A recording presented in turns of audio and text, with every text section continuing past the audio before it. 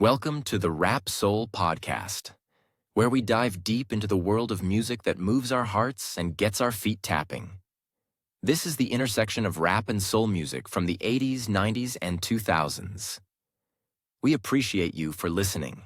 Share this podcast with a friend or family member who loves music as much as you do. The podcast is hosted by 12 Kyle. Next up, the Rap Soul Podcast. I learned when I was younger, like, you can't put your expectation of me on me. I'm me, you feel me? And you're not gonna ever make me feel bad for it. You're not gonna, make me react to how you reacting to me. I don't care, I'm me. We all are individuals. So for you to think my balance or my ratio, I'm to this or to that, and I ain't got enough of this and enough of that, that's all love. Just keep it to yourself, bro. Welcome to another edition of the Rap Soul Podcast. I am your boy 12 Kyle. I want to thank you all for tuning in as you do each and every week. Again, this is the Rap Soul Podcast. This is the intersection where we have discussions about music and artists from the 80s, the 90s, and the 2000s when it comes to rap, hip hop, soul, and R&B. Simply put, folks, this is the best music podcast that you have never heard. That is until right now. Shout out to those of you who are watching on YouTube as well as Spotify. All right, check this out. On this episode, I'm going to do something totally different than I've done in any of my previous episodes. On this episode, we're actually going to do a book review on a book that I've actually read twice, and it is now available on audiobook. The book is entitled The Marathon Don't Stop, The Life and Times of Nipsey Hussle by Rob Kenner. Let me start by saying, first and foremost, rest in peace to the late, great Nipsey Hussle. As many of you know, or maybe you don't know, I'm a huge fan. He left us in 2019 way too soon, and we'll touch on his departure later in the episode. But at the time of this recording, by the time most of you hear this, we would have celebrated Nipsey Hussle's, what would have been his 41st birthday. And he was born August 15th, 1985 in Los Angeles.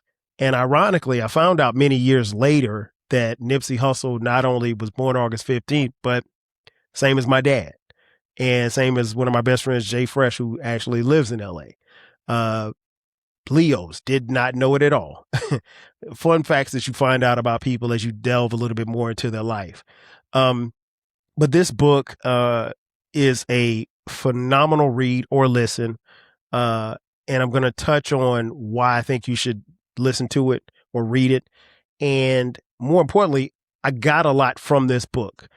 My thing is when I'm listening or reading a book, I want to make sure that I get something from it that I did not know before. Now, of course, I know about Nipsey Hussle's music, but learning more about the man who became Nipsey Hussle, who he was before the record deal, who he became after his record deal, and everything in between was very, very fascinating to me. So I'll be honest, when I started reading and listening to, because I've read it and listened to it on audiobooks, The Marathon Don't Stop, The Life and Times of Nipsey Hussle by Rob Kenner, it is something that I think you don't necessarily have to be a Nipsey Hussle fan to enjoy. But I thoroughly enjoyed it, and I think I took a lot from it, and I'll touch on that throughout the podcast. But I want to start you off with a quote. When people think about Nipsey Hussle, they think about his music. Some think about Victory Lap. Some think about the Marathon clothing store, or others think about his tragic death in 2019.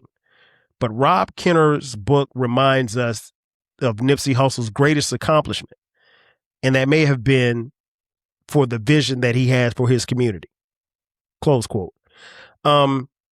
I saw that quote and I thought that was very telling about this book. And it definitely, there's a definite correlation between what Nipsey's vision was and what happened and what continues to happen, not just in South Central LA, but around the world in the name of Nipsey Hussle. So let's get into it. Who is Rob Kenner? I'm sure many of you are probably asking. I had to ask the same thing myself because I wasn't familiar with Rob Kenner's work. Rob Kenner was the founding editor of Vibe magazine, and he developed a professional relationship with Nipsey early back in 2019 when the two met. Nipsey was then an up and coming rapper. He walked into the Vibe magazine office in New York City, and he was determined to get a feature on the in what they call the next section of the magazine. Rob Kenner was impressed by Nipsey's talent, his independence, his hustle, his unique business acumen. And over the next 10 years, the two developed a very good relationship, from his growth as a independent artist coming up to his Grammy nominated album Victory Lap. And so I think of all the people who could have written this book, I think Rob Kenner is probably first and foremost one of the most authentic people to write this book. This book does a great job of storytelling, very good at pacing as far as Nipsey's story. It's not rushed. You can tell that he did a lot of research, a lot of interviews. He interviewed everybody from, Nipsey's family members to, people that he knew in the business to everybody that was close and people who worked with him in the business acumen. He also gives a lot of historical context in this book, which I think is very key, because even something as simple as Nipsey's nickname, because his real name is Aramis Joseph Ashkadom, but he was labeled Nipsey Hussle by a childhood friend, which is a spinoff of the name Nipsey Russell, actor, comedian, activist back in the 60s and 70s. But yeah, and he also offers a unique balance between biography as far as telling Nipsey's story, as well as hip hop history. So it's a lot to unpack in the book, and the book taught me a lot, and I learned, a lot about Nipsey that I didn't know going in, which is my goal anytime I read a book. So let's get it started. I guess the first question that you would ask, well, who is Nipsey Hussle? Nipsey Hussle, as I mentioned, was born Aramis Joseph Ashkadom, August 15th, 1985. He grew up in the Crenshaw district of South Central Los Angeles. It was him, his mom, his mother's name is Angelique Smith, his little sister Samantha, and his big brother Samuel Ashkadom, better known as Black Sam. Shout out to Black Sam. Nipsey was someone who was a very intelligent young man, a very gifted student, and by all accounts was very much into rap music as a young person. In fact, his first love, as far as rappers were concerned, was the rap group Crisscross. My first live show at Ladera Park, when I was like 6, we wore overalls backwards and we was crisscross, me and my brother. You know what I'm saying? We performed Jump, you know what I'm saying? So probably since 1990, but then what's ironic, my first single as a rapper, was a sample from that Crisscross record, was Hustle in the House, you know what I mean? But as a performing artist, performing my own shit, I was probably 13. I did the Malcolm X Festival at Lamar Park. I performed one of my songs there. And then probably like 06, 07, I started getting little bookings in LA.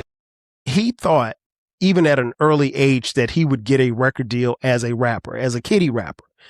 And I thought that was very interesting, because kids normally don't think about being a rapper at that particular time, because you got to figure this is the mid 90s, around this time where he's kind of developing into who he's going to be. And as a young person, as a young kid, but he idolized Crisscross, and that's who he wanted to be. And he really thought that he was going to get a record deal as a rapper. But a couple of things happened to Nipsey early on in life. His mom and dad, I can't remember in the book, but I don't think his mom and dad ever married, but if they were married, they split early in his lifetime. He may have been 2 or 3, and he pretty much lived with his siblings, his mother and his grandmother. And then later on in his subsequent teenage years, he was back and forth between his mother's house and his grandmother's house. But one of the things that I found interesting and that I did not know was that Nipsey started writing raps very early. As early as 11 years old, he was writing his own raps. And like I said, he wanted to be like Crisscross. He wanted to get a record deal.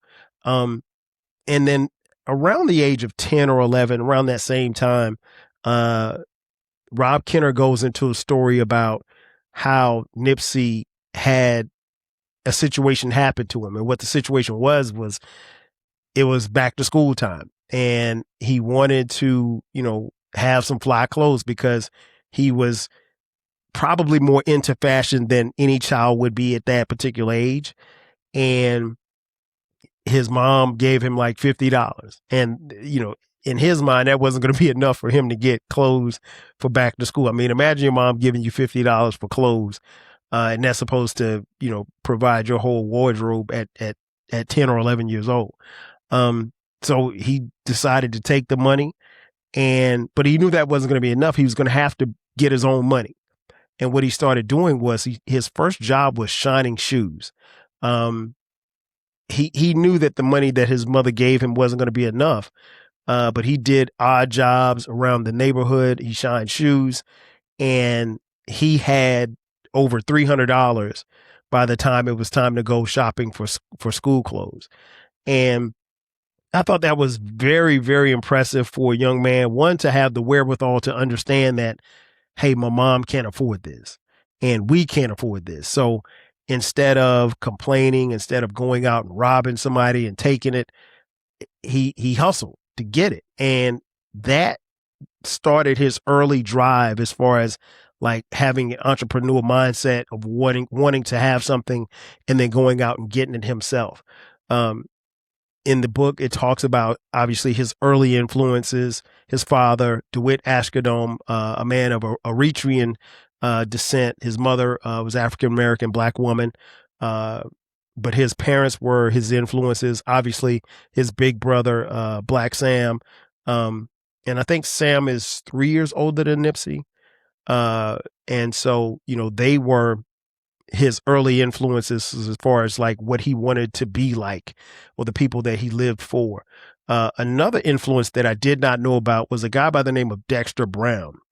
And Dexter Brown lived in the neighborhood, and he had like this room in the back of his house, or separate from the house.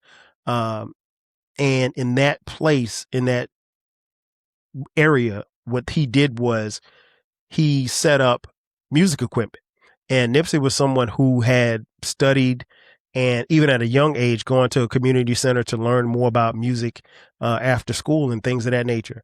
And so Dexter Brown basically had this area that eventually would become a studio, and they called it Butter Vision. And so what he did was he befriended Nip, and he realized that this was more than a young man trying to waste a lot of time. He saw a level of talent in Nipsey Hussle, or young Aramis, if you will, and allowed him and his friends to come over and record music. And it was at that juncture was when he actually made what would be the beginnings of his first mixtape, Slauson Boy Volume 1. And so, it was very key that he had a figure in his life, a male figure who didn't want anything, but he knew if Nipsey and his friends were coming over, it's less likely that they would be in the street and getting into trouble. More on that in just a second. But, Dexter Brown was someone who was, I'd like to think of as like a guardian angel for Nipsey. I think there are people like Dexter Brown that are placed in people's lives that don't get the headlines, that are very instrumental in helping them become who they were. And I think Dexter Brown was someone who definitely did just that. And again, he wasn't someone who wanted anything. It wasn't like he signed Nipsey to an early contract or, tried to take every dime from him or anything like that. I mentioned Trouble. Well, Trouble wasn't that far away. As many of you know, Nipsey Hussle grew up in the neighborhood of Crenshaw, which is the rolling 60s Crips neighborhood. And what was interesting was Nipsey came from a family that didn't have any gangbangers, and his older brother wasn't a gangbanger. and neither was his father. And so what was interesting that I found out was that how it went about to where Nipsey got to the point where he wanted to join the Rolling 60s Crips. And, it is, I think it's a very interesting time, because I think at this particular time, Nipsey might have been around 13, 14 years old. He had dropped out of school and he decided to hustle and gangbang. Now, his hustle, once he got into the gang, his hustle became obviously getting into drugs, but he was also hustling any and everything that he could, because he really saw his focus as he wanted to be an entrepreneur. He wanted to be a rapper. And, being in the gang did something different for him. He talked about in the book as far as like how he got put on. And this wasn't a firsthand account from Nipsey, but what was told to Rob Kenner in the book. But even in understanding that, you have to understand the type of person that Nipsey Hussle was at the time. And it wasn't something that I think he had to do. But when you hear his story, the light kind of goes off and like, okay, I get it. I understand why he made the choice to get in the gang. And as many of you know, the Rolling 60 Crips are, one of the biggest gang, if not the biggest gang in LA. Or at least at that particular time. And so the thing that I found interesting about how Nipsey is portrayed in this book, as it relates to the Rolling 60s, and it also kind of goes through with his music, is that he never talks about anything that he did or didn't do, which is smart. But he also doesn't come off as being preachy, as far as joining a gang. He never made gangbanging seem like something you should do or make it feel like it was something that he was ashamed of, nor was it glorified. He just kind of talked about it directly. And that's something that I think, I've talked about this, not on this particular podcast, but on my podcast, the 12 Kyle podcast. I have my homeboy, Uncle Dolomite, who's a Nutty Block Crip. He does the same thing. Like when Dolomite speaks of anything that involved his time with Nutty Block, he never makes it sound as if like it was something that you should do. He never makes it sound as if like it's something he's ashamed of, but he never says anything that's gonna, possibly get him in trouble as to what he did or didn't do. But again, having lived in a way, you really don't grasp it unless you have lived in that type of environment. And the homie Baylor, BTG for President, has talked about that as well. And I thought that was very key, especially coming from someone who was in the Rolling 60s, where you really had the opportunity, especially once you picked up a microphone, to really glorify your gang and maybe shoot down a couple of gangs on the microphone. And he never made gang banging sound like it was something you should do. And again, he never made it sound like he was ashamed of it either. He was a proud Rolling 60 member. But that being said, he also, in his raps, as he would further along his career, talked about the consequences of being in the life or being in the streets. And I think that's a good point that I think, most Nipsey's fans realize, but then, people who kind of came onto the Nipsey scene later on in life, like me, I can definitely appreciate it. One of the things that I think stands out about this book, of the many things that stand out about this book, is that Rob Kenner does not portray Nipsey Hussle to be perfect. None of us are. He paints him as someone who is constantly learning, and also someone who is constantly pushing himself and those around him to be better. And I think those lessons are what stands out about Nipsey and the book in and of itself. Nipsey, before the music and before the fame, was an very interesting person. So somewhere around December of 2005, he releases the aforementioned Slauson Boy mixtape volume 1. Now that mixtape, when it came out, it helped him break out locally and build a regional fan base on the West Coast. it led to him signing to Cinematic Music as well as Epic Records. Then subsequently, as many of you know, or maybe you don't know, or familiar with his success story, there was a mixtape run. And Nipsey Hussle's mixtapes were, simply put, legendary. And they still resonate to this day. Now, personally, one of my favorites is Bullets Ain't Got No Name Volume 2. I still play that one to this day. I still play a lot of Nipsey's music, obviously, but I play that one probably more than his other mixtapes. Bullets Ain't Got No Names volumes came out. I think those started somewhere around 2008. But the success of those mixtapes obviously gave him more success, financial success, as well as pushing him out to a bigger audience. Now, I mentioned that he had signed with Epic Records. Epic Records was going through some financial hardships, and they had leadership changes, and his contract was not renewed. And so it left him in a really, really tough state.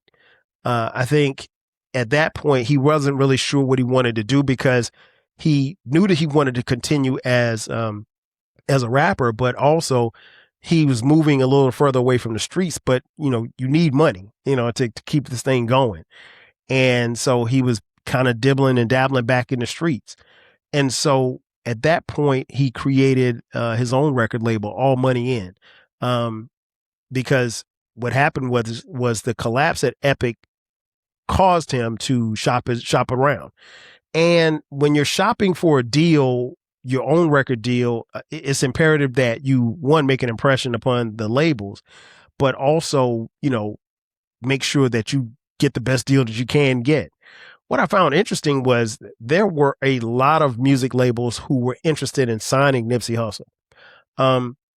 The key thing about that was Nipsey was not interested in just taking any deal. The book dives into some of the meetings that he had and some of the executives that he met with. Again, he didn't want to just take any deal. He knew his worth, and he came into those meetings with demands of what he wanted, and not just signing a deal, but establishing partnerships. Some labels, quite honestly, didn't want to relent, and they stood firm on, hey, this is what we're going to give you. Others kind of shied away because of his ties to the street. Again, he's a Rolling 60 Crip, and he makes no bones about it. But he eventually found All Money In Records, and on December 21st, 2010, he would release the first effort off that label, which was called The Marathon. And so then you move into the Marathon mixtapes, the Marathon continues, and then it talks in the book about his push forward in 2013 to Crenshaw. Crenshaw was, in my opinion, the game changer. In conjunction with,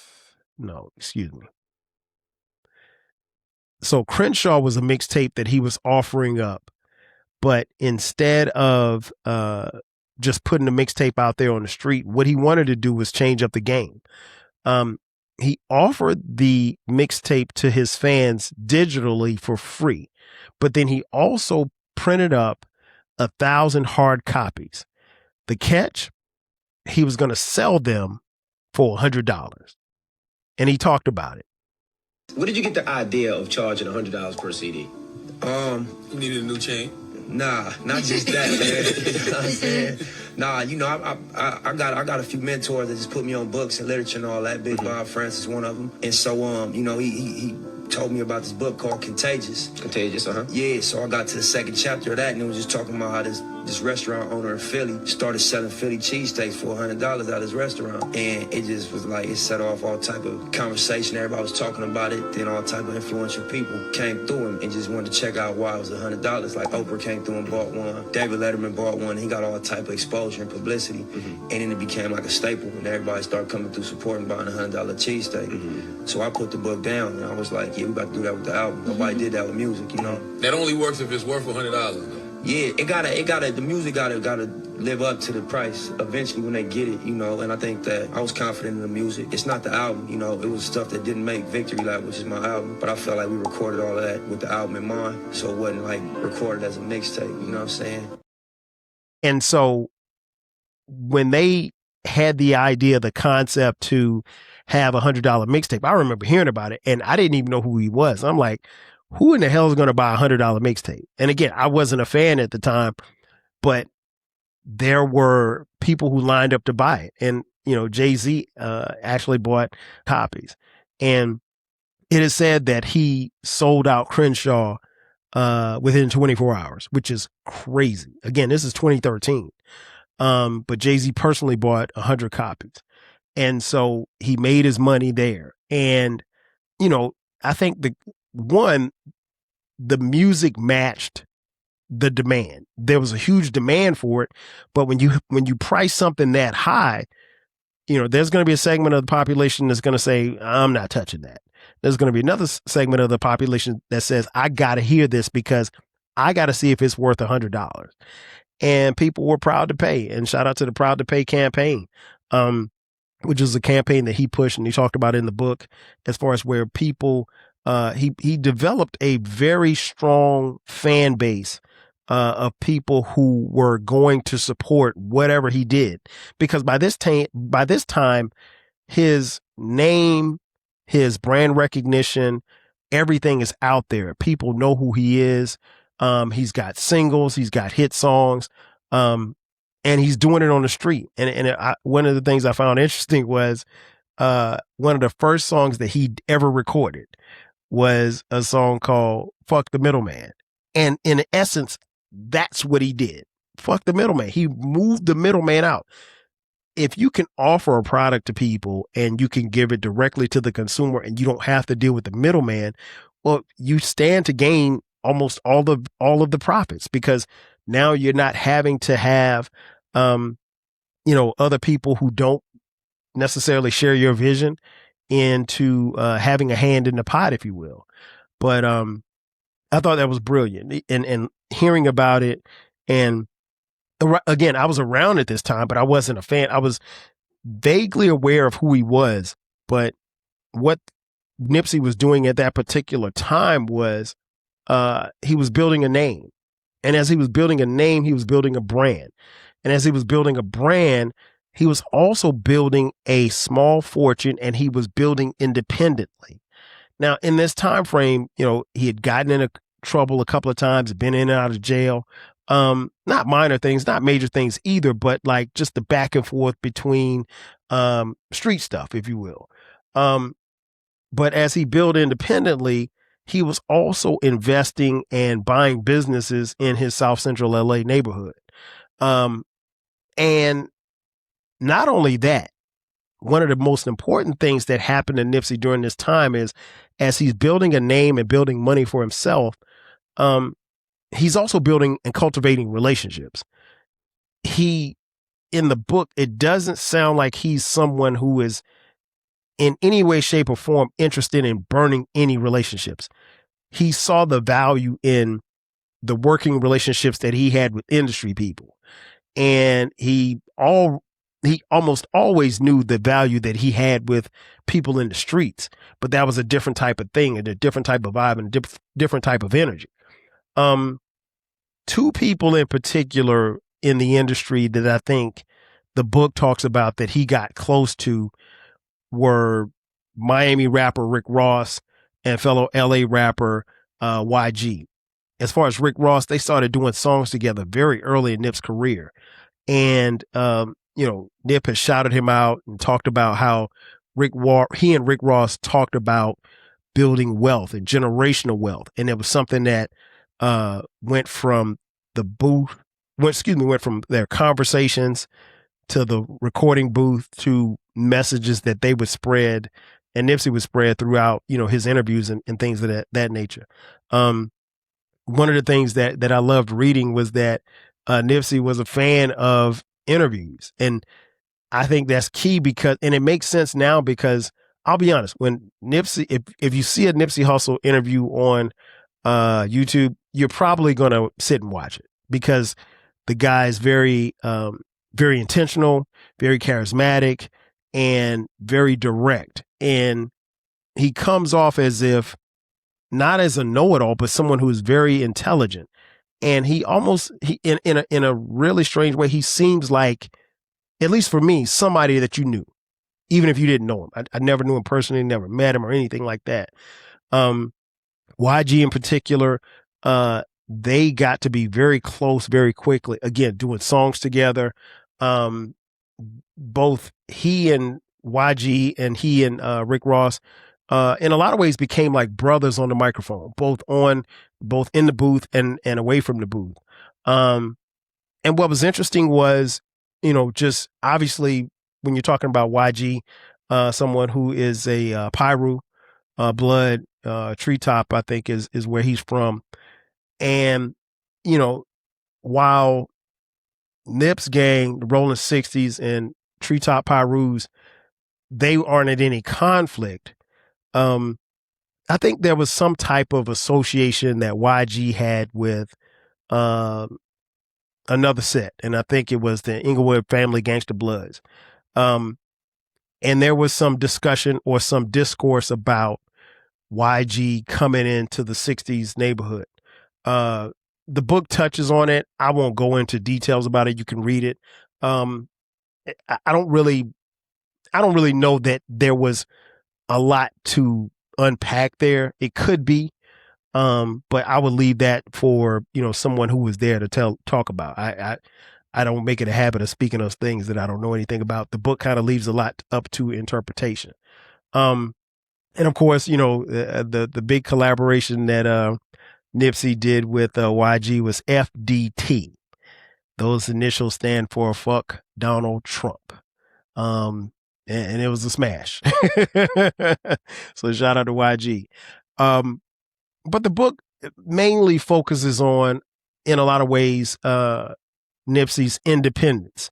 And he was really focused on being more independent than seeking any type of success with a major record label.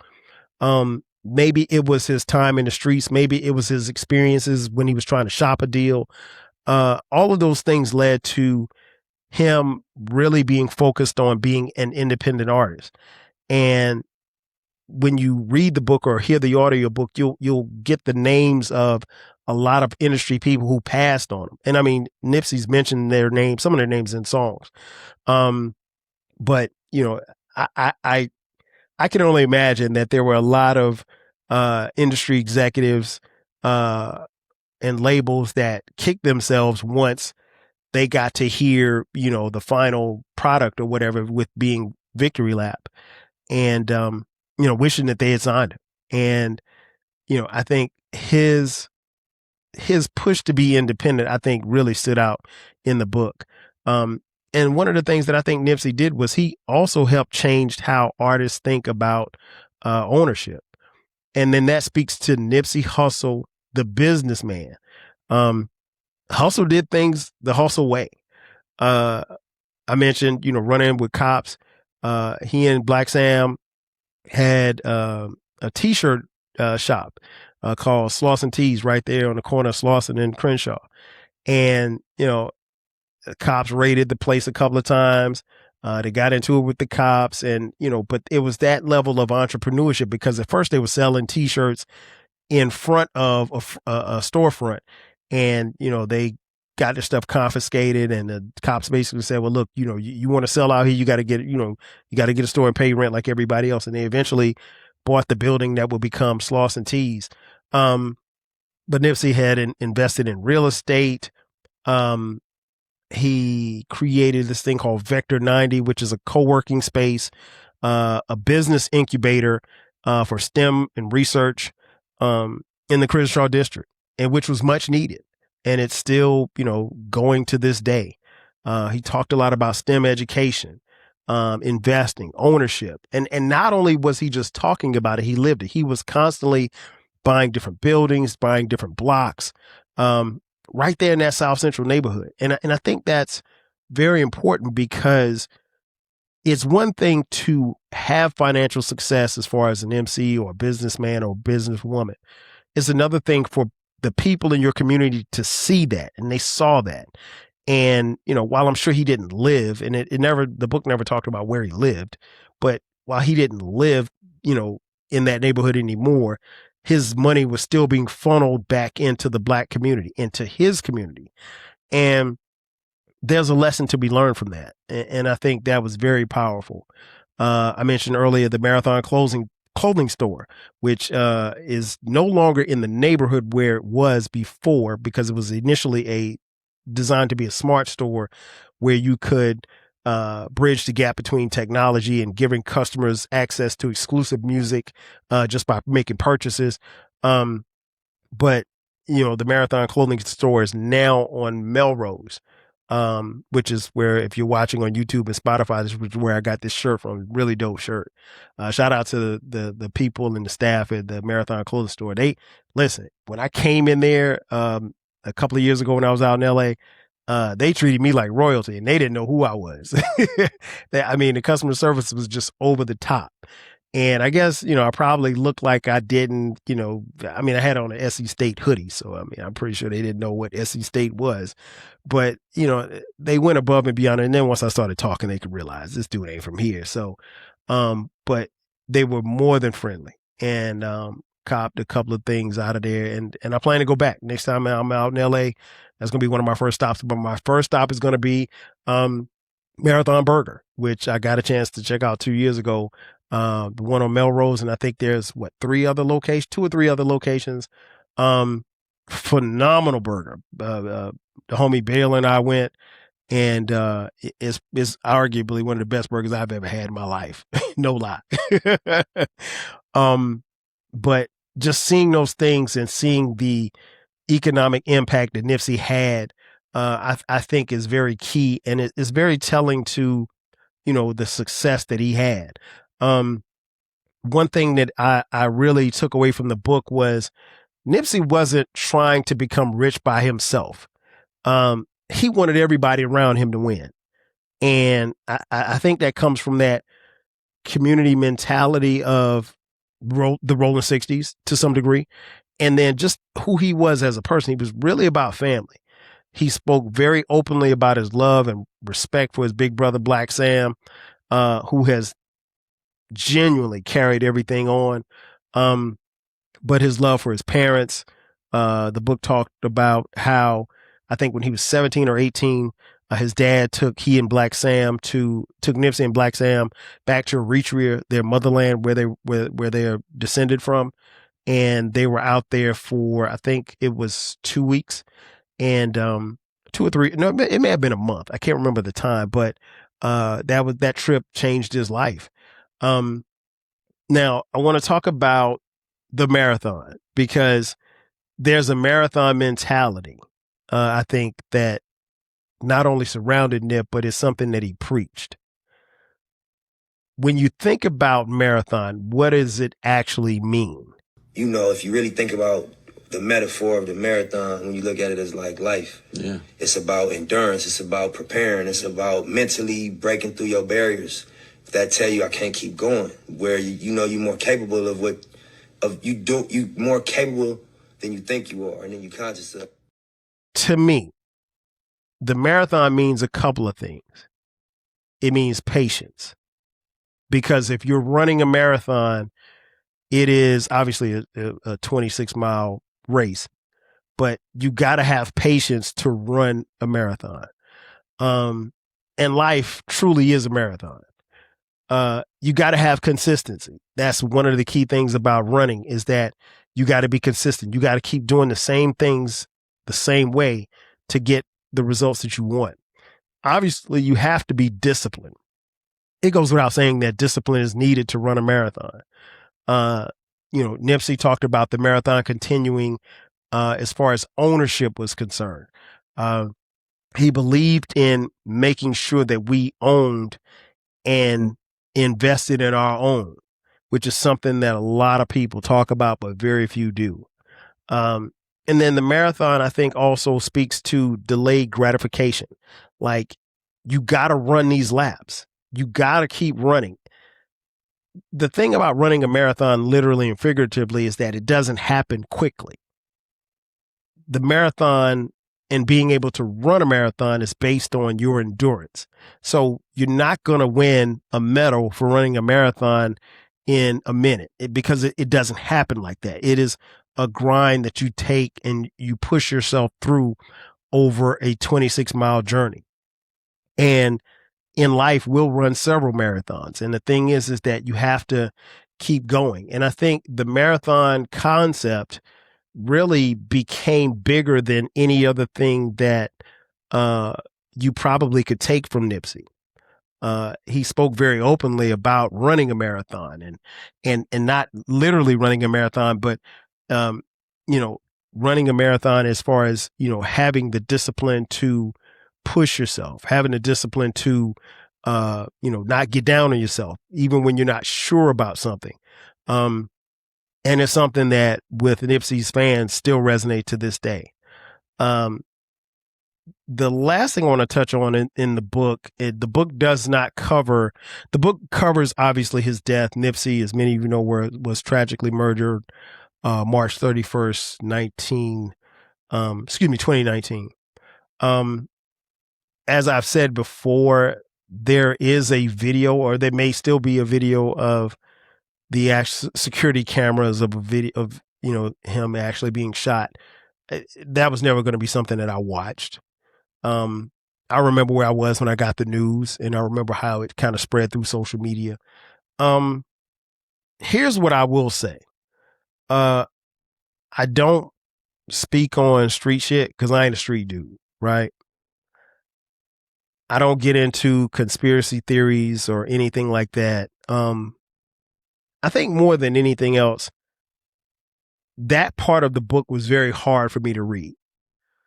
And because the book does detail in great length the last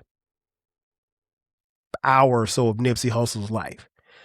And a lot of it's based on the testimony of the young lady who was with the alleged shooter. Well, I guess I couldn't call him the convicted shooter, Eric Holder, who was also a member of the Rolling 60s Crips.